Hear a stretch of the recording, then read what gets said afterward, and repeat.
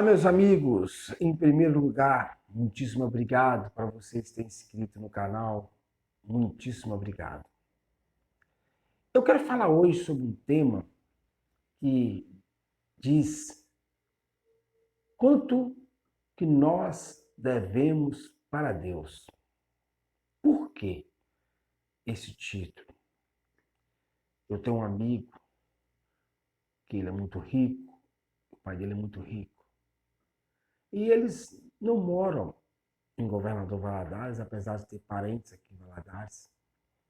E o seu pai, vindo visitar familiares, o seu pai com quase 90 anos, ele passou mal, ficou ruim, internou no hospital particular de Governador Valadares e ficou 3 dias internado e 3 dias no respirador artificial. Quando passou os 3 dias, o pai dele se recuperou, teve alta, e eles pagaram uma despesa no hospital de 27 mil. Foi o que esse meu amigo falou. Bruno, meu pai ficou 3 dias no respirador e quando eu fui pagar a despesa foi 27 mil reais. Ele comentando comigo. E ele comentou pro pai dele que quando o pai dele teve alta, quanto que ficou a despesa. O pai dele virou e falou, Sé, realmente, se 3 dias respirando nessa máquina ficou 27 mil, quanto que eu estou devendo para Deus? Amados, essa pergunta que esse senhor fez, quanto que eu estou devendo para Deus? Na realidade, todos nós temos que perguntar. Você sabia que tudo nesse mundo, que as coisas mais valiosas desse mundo, as coisas mais preciosas desse mundo, não custa dinheiro algum? Não custa. Sabe que esse oxigênio que nós respiramos é Deus que nos dá. Não custa nada. Sabe quando você está numa floresta, numa fazenda, andando, aí você acha uma mina de água cristalina e você está com muita sede? Aquela água não custa nada. Sabe quando você vai se alimentar, você senta numa mesa e você pode apreciar o gosto daquela comida? Esse paladar que Deus te deu, isso é uma coisa valiosíssima, mas não custa nada. Deus é que te deu. Sabe a visão que você tem de enxergar o mundo da forma que ele é? Isso aí é Deus que nos deu. As coisas mais caras do mundo não custam dinheiro. Quando um feto está dentro da mãe, Deus chega ali e coloca a alma naquele feto. Aquela alma é a vida. Aquele feto não é nada se Deus não chegar lá e colocar uma alma dentro daquele feto. E junto com aquela alma, o próprio Espírito de Deus começa a habitar ali. Quando a criança começa a crescer, começa a se formar um negócio chamado índole ou caráter. Índole ou caráter. Agora, sabe o que é mais interessante? É que Deus, quando a criança começa a crescer e começa a entender aquilo que é certo e aquilo que é errado, o Espírito de Deus que habita naquela alma, daquela criança, ela começa a ensinar a criança aquilo que é certo. Existe uma voz que todos nós, seres humanos, ouvimos, uma voz de Deus, mas existe uma voz também diabólica. Existe uma voz do demônio que quando a pessoa ainda é criança, o demônio começa a colocar coisas ruins na cabeça dele. Faça isso. faça aquilo. Coisas que o demônio está falando. Mas também existe a voz suave de Deus que fala, não faz. Isso não é bom. Não vai ser bom para você.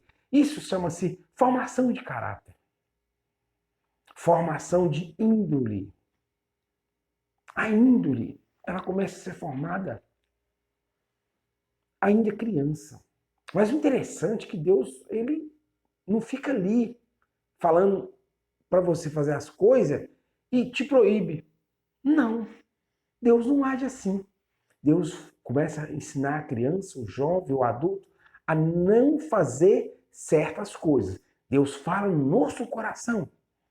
Quem de vocês que nunca ouviu a voz de Deus falando com você assim, ó, não faça isso. Não faça isso. Mas tem outra voz falando, faz. Errado, mas faz, faz. Aí cabe a cada um de nós a escolher a voz que vai dar ouvido. Muitas pessoas procuram dar ouvido à voz de Deus e se forma o quê? Um boa índole, um bom caráter. Tem pessoas que não vai dar a voz de Deus e vai ser formado nele o quê? Mau caráter, má índole. E isso tem a ver com berço de ouro, pobreza, riqueza? Não! Não tem nada a ver com isso. Nas favelas existe milhares de pessoas de boa índole, de bom caráter. E no meio rico, no meio da elite do mundo, é que existe mais pessoas com mau caráter, com má índole. No meio das pessoas mais ricas, que estudou nos colégios mais top, colégios particulares. Isso não resolve bom caráter. Não depende disso aí. Uma certa vez, um cabeleireiro me perguntou, que tão jovem que faz isso, faz aquilo outro, mal, e ele é ruim, ele não presta e tal, mas o pai dele é culpado.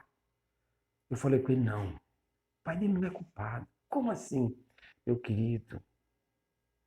Nem toda vez que um jovem, um ser humano tem má índole e mau caráter, os pais são culpados. Os pais podem ter bom caráter, os pais podem ter boa índole e os filhos não seguir, ou algum filho não seguir. Isso é a coisa mais natural do mundo, pois a gente vê isso na própria Bíblia. Sacerdote ali, um homem que conversava com Deus, seus filhos não prestavam. Samuel, um homem íntimo de Deus, os filhos de Samuel não prestavam. Arão, um homem de Deus, que conversava com Deus. Deus matou 2 filhos de Arão dentro do templo por causa de desobediência. Não é aí, não é o pai totalmente responsável pelo mau caráter. Mas existe regra? Claro que existe. Existem pessoas mau caráter porque o pai deu um mau exemplo de mau caracterismo. Ou seja, o pai é um mau caráter e aquilo a criança pega, mas tem irmãos que não pegam. Tem irmãos que vê o pai dele que é mau caráter, má índole, e ele cresce trabalhando na honestidade e não vai pelo caminho errado. Isso é natural. O ser humano foi criado por Deus, conforme eu já acabei de falar nesse vídeo. E Deus não abandona ninguém. Deus está sempre falando no nosso coração, isso não deve ser feito, não faça isso. Mas o diabo fica na cabeça das pessoas, faz.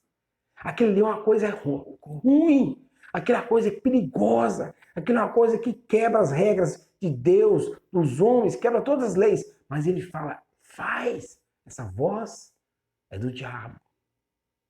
É simples você descobrir quando você está dando ouvido mais ao diabo do que o Espírito de Deus que habita na sua alma. É simples, é só você escolher. E quer dizer que todo mau caráter ele está condenado ao inferno? De forma alguma. De forma alguma. Deus é tão bom que esses políticos mau caráter que existem no Brasil, que estão matando pessoas para pegar o dinheiro do coronavírus, matando milhares de pessoas.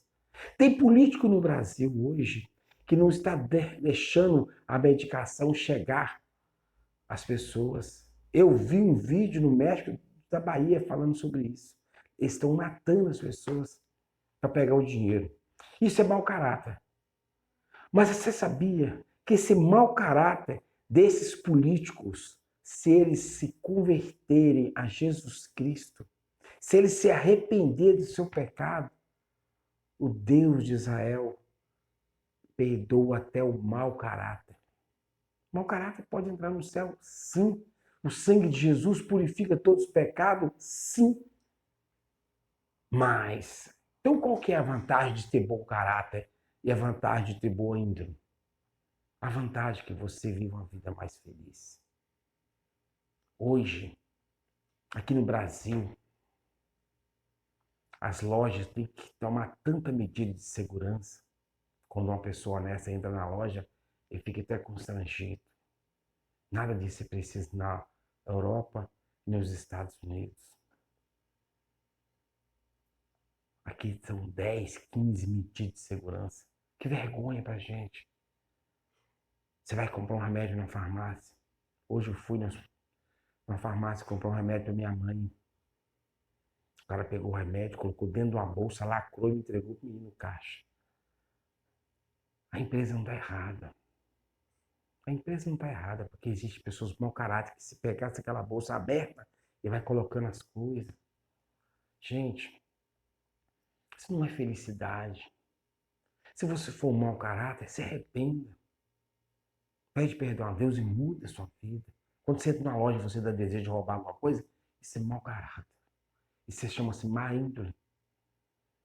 Hoje, muitas esposas casaram com um homem e sofrem porque elas quiseram, porque quando estavam namorando, elas perceberam que eles eram mau caráter.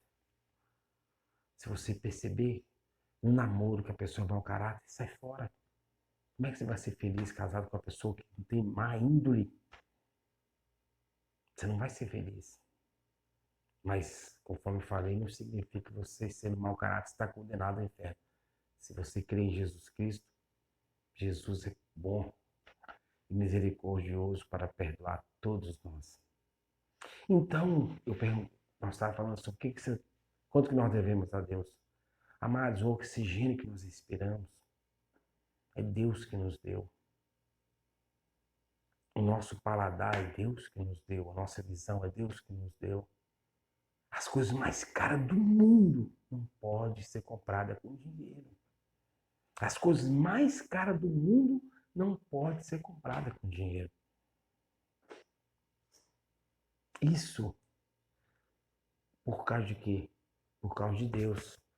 Se você tem fé em Deus, isso não pode ser comprado com dinheiro.